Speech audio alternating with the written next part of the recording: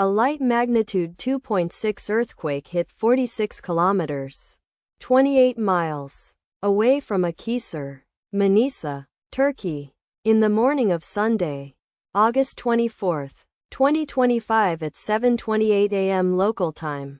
Europe, Istanbul GMT +3.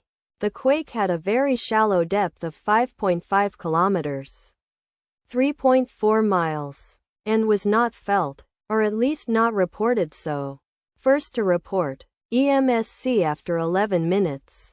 The earthquake occurred 32 minutes after a magnitude 2.9 earthquake had hit on Sunday, August 24, 2025, at 6:56 a.m. local time.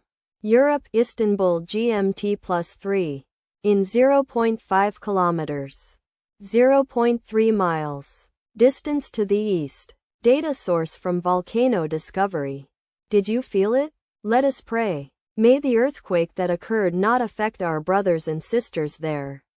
May the earthquake not happen again. And may God protect everyone. Amen.